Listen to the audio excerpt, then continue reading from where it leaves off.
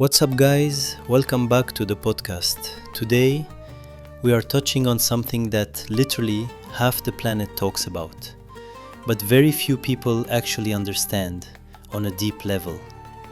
We are talking about starvation, hunger, fasting. Specifically, we are going to ask the question, what actually happens to your body when you starve? But we aren't just talking about skipping lunch. We are talking about planned starvation, the kind that billions of people do on purpose. We are talking about fasting, specifically the Muslim fast during Ramadan. Now, here is the kicker. Depending on who you ask, starving yourself is either the ultimate health hack that will make you live forever, or it is a dangerous stress on your body. And depending on who you ask spiritually, it is either a burden or the closest you can get to God.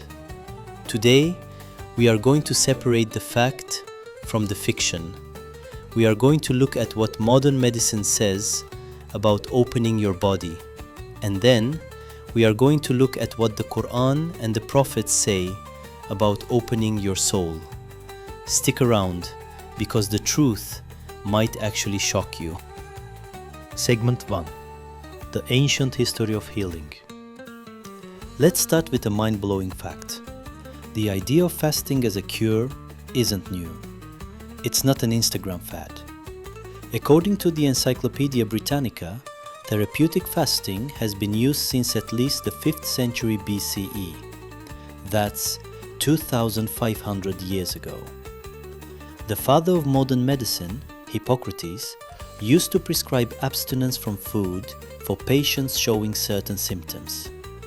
He believed there was a fasting instinct, that the body naturally loses appetite when it needs to heal, and forcing food in during that state was actually detrimental. Fast forward to the 19th and 20th centuries, and doctors started getting sophisticated. They realized that fasting isn't just about not eating. It's about giving the gut a rest, so the body can focus on cellular repair. Segment 2. The Science of the Dry Fast, Ramadan Model. Now, when we talk about Muslim fasting, we have to understand that it is scientifically unique. Researchers call this the Ramadan model of intermittent fasting. It has 3 specific variables that make it different from your average person doing a juice cleanse. It is a dry fast, no food and no water. Most clinical fasting allows water. Ramadan does not. 0 calories during daylight. Strictly nothing. The feeding window is exclusively at night, and the duration changes because the Islamic calendar is lunar. You might fast 11 hours in winter or 18 hours in summer. So what happens inside the body? When you don't eat for 12 hours or more, your body depletes its glucose stores and switches to burning fat for energy. This process produces ketones, which are actually a very clean fuel for the brain. Segment 3. The liver. The good, the bad, the ugly. Let's get specific. A major 2024 study published in the World Journal of Hepatology looked specifically at the effects of Ramadan fasting on the liver. The good. For people with non-alcoholic fatty liver disease, Ramadan fasting was associated with significant improvements. Patients saw better metabolic profiles, improved liver biochemistry, and weight loss regardless of calorie counting. The liver basically gets a detox. The ugly. However, and this is crucial, for patients with liver cirrhosis, fasting was dangerous. The study reported that cirrhotic patients who fasted developed new ascites, higher bilirubin levels, and in some cases, hepatic encephalopathy. Some fatalities occurred. The bottom line from doctors: a systematic review from 2021 concluded that Ramadan fasting is associated with both health risks and benefits. The most vulnerable group? People with pre-existing conditions like diabetes, kidney disease, or heart disease. These individuals need a pre-Ramadan medical evaluation. Segment 4. The weight loss myth. Now, let's bust the myth. Everyone thinks fasting is the ultimate weight loss tool. In February 2026, the Cochrane Library analyzed 22 clinical trials involving nearly 2,000 adults. Their conclusion? Intermittent fasting does not lead to greater weight loss compared to traditional dieting in overweight or obese adults. The hype on social media does not match the data. Lead author Luis Garignani stated clearly, "The current evidence doesn't justify the enthusiasm. So scientifically, fasting is not a magic pill for weight loss, but it is a powerful metabolic stressor that can heal or harm depending on the condition of your body." Segment 5. The prescription from the Quran. Now, let's switch gears. Why do Muslims do this? The answer is in the Quran. Surah Al-Baqarah, verse 183. O you who have believed, decreed upon you is fasting, as it was decreed upon those before you, that you may become righteous. Notice the phrase, those before you. This is key. Fasting is a universal tradition. Segment 6. Fasting in other religions. People love to say, only Muslims fast. That's historically incorrect. Judaism.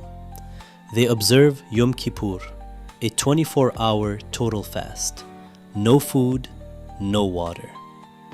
Christianity. Catholics observe Lent, which lasts 40 days, along with specific fasting days like Ash Wednesday and Good Friday. Eastern Orthodox Christians also have extended fasting periods.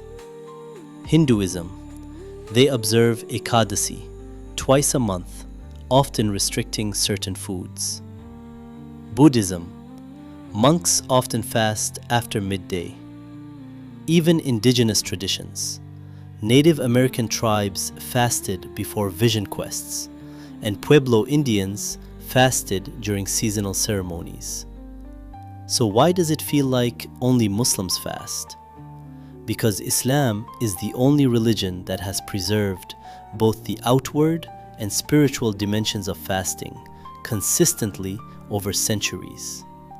In many other traditions, fasting became optional.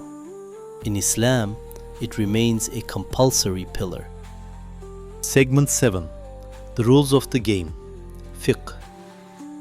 What does it actually mean to fast in Islam? It's not just don't eat. According to Islamic jurisprudence, fasting is a contract between you and Allah. The Quran, Surah Al-Baqarah 2:187 states, "Eat and drink until the white thread of dawn becomes distinct from the black thread of night. Then complete the fast until sunset." Scholars list specific actions that invalidate the fast: intentional eating or drinking, sexual intercourse, which requires serious expiation, either fasting 60 consecutive days or feeding 60 poor people, deliberate vomiting, menstrual blood. But here is something important. If you are sick or traveling, you are exempt. You can make up the missed days later. If you are chronically ill and cannot fast at all, you must give fidya, feeding a poor person for each missed day. The system is designed to prevent harm. Segment 8. The philosophy, the twist. Why hunger? Why thirst? Scholars say it is to feel what the poor feel. It is to break your ego. When you are hungry, you realize how dependent you are on Allah for even the smallest thing, a drop of water. As the Quran says, it is to gain taqwa, a deep awareness of God. So here we are. We have two truths on the table. Science says starvation can heal your liver, but it can also harm you if you are already sick. It might not even help you lose weight in the long run. Faith says hunger is a path to God. It is a commandment. It is empathy. It is one of the pillars of Islam. So now, I ask you the real question. If science says it might not make you thinner and it might be risky, why do nearly 2 billion people still do it? Is it blind faith?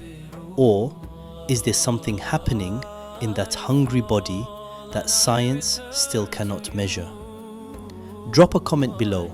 Are you fasting this year and why? For your health or for your soul? Don't forget to like and subscribe. Stay hungry.